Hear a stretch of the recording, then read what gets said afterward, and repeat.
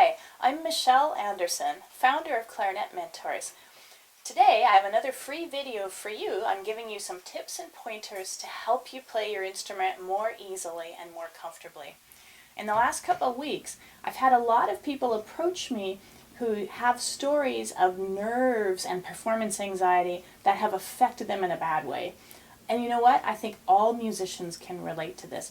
We've all had an experience where there's a performance that really is meaningful to us, whether it's an audition or a solo bit in the midst of our band or orchestra or whatever it is for you, where we've been nervous and we've kind of messed up and it doesn't feel good. So today, I'm going to give you 4 techniques that work really well for me and for many of my students to help reduce the impact of nerves on our performance.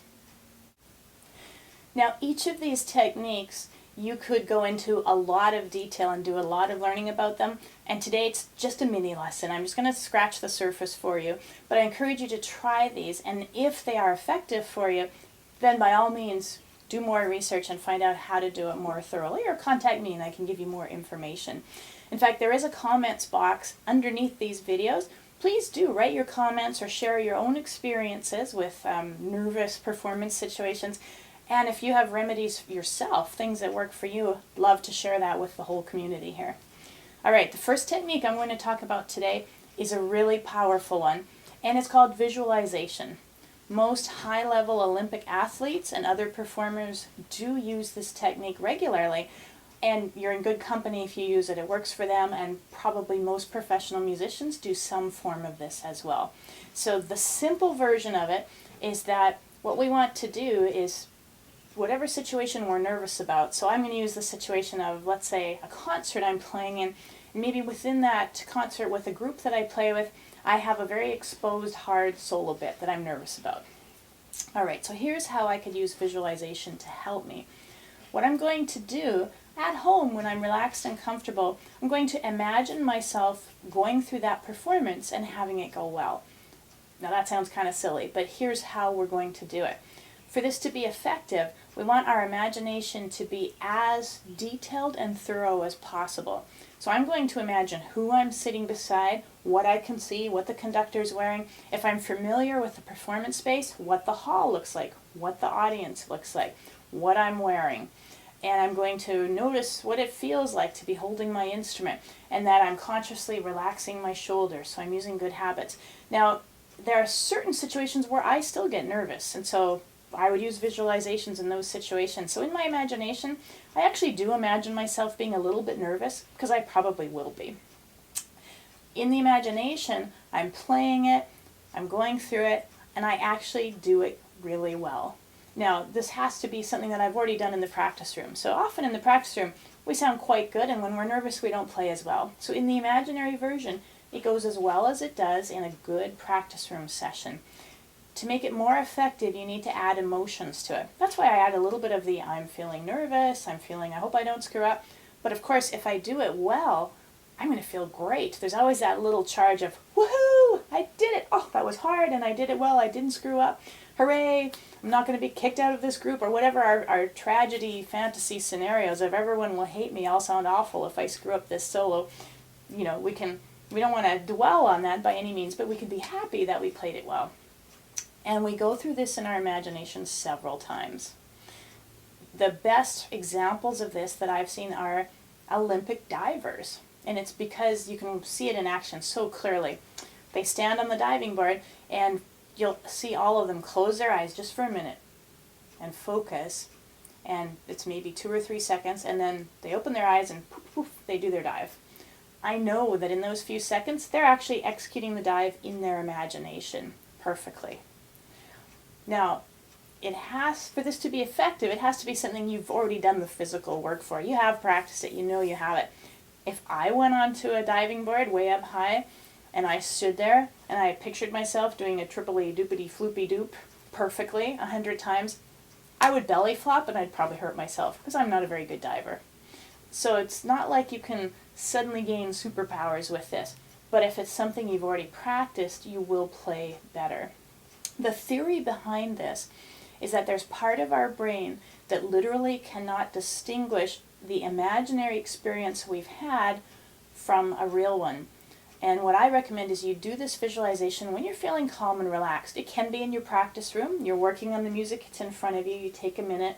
If you kind of know it by memory in your ears, you close your eyes and do it with your eyes closed. Or you can do it studying the music, but trying to add all those other things to your imagination, what it looks like, what it feels like, what your emotions are. I like to do it at night before I go to sleep. So if I have a big performance that I'm guessing I'll be nervous during, I will do it before I go to sleep the whole week beforehand, sometimes 3 times each night. When I actually get to the performance, there's part of my brain that's saying, I've already done this 20 times and it went just fine. And even though on a superficial level I am feeling nervous and I'm a little scared about it, there's part of my brain that's just like, 20 times it worked, it's going to work the 21st time. It really, really works.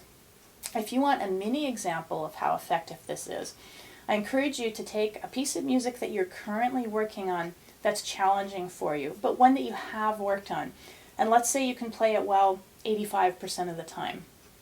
What I encourage you to do is look at that short passage. It could be just 2 measures of music. And close your eyes and imagine yourself playing it here and now in your practice room really well, and do the visualization 3 or 4 times, and then pick up your instrument and play it. It will be better. I guarantee you. It'll be one of your best playthroughs. I do that with students right here in my studio. If I have the feeling that really they mostly have done the physical work, but there's some mental blocks or they're just not focusing, I'll ask them to do that. And the look on their face at the way they play it is priceless. They're always amazed. Because I don't think they believe this is going to work. It just sounds too woo-woo. It works. So you're already probably ready to turn off the video and say, that's too woo-woo. No, try it. Really, try it. It works. Technique number 2 that really helps me and many of my students to counteract the effects of nervousness is to take note of what happens to our bodies physically when we're nervous. Now, different people have different reactions, so what I encourage you to do is make a list of what happens for you. For most people, when we're nervous, our heart starts beating faster. Now, this interferes with our use of oxygen and air, and if you're a wind player, if you're a clarinetist, that has huge impact on your performance. You may find that you run out of breath much sooner than you're expecting to, and that causes you to take a breath in an unexpected part of the music. Now, sometimes just having something like that unexpected happen while we're nervous will throw us off, and that might cause us to then fumble a little bit with our fingers. And then it's a cascading effect of consequences, right? We're playing along, we're out of breath, we take a breath in a funny place, we play a wrong note, and then we're going, oh, I can't believe I did that. And while you're beating yourself up, then you make another mistake. And then pretty soon, oh, I can't believe I did that. And then it's a train wreck. We don't want that to happen. We want to stay calm, and we want to be able to deal with the physical things. So being out of breath is a really big one. Some people find their hands get really cold. Some people find their hands get really sweaty and slippery. Some people find they shake. Very common, all of these different things. Well, here's a technique that I encourage you to experiment with, and it works so well for me, and I know it works well for many of my students. What you want to do is, in a controlled situation, like in your practice room, here I am in my little music studio, is to simulate those experiences. So for me, if I'm nervous, I get out of breath, and that definitely makes it harder to play. What I do is I get out of breath right here in my studio. I always feel goofy doing this, and while I'm doing it, I always think, oh man, if anyone walked in right now, they'd think I was crazy. But you know what? It works, so I don't care if they think I'm crazy. What I do is I get myself out of breath, so maybe 20 jumping jacks, 30 jumping jacks, whatever it takes till I feel like my heart's beating and I'm just a little bit out of breath, and then I pick up my clarinet and I play that piece. And as soon as my heart calms down and my breathing's normal, I do it again. And I make myself sit there and play in this out-of-breath, heart-pumping state for 20 minutes or so. And I'll do that again several times leading up to my performance.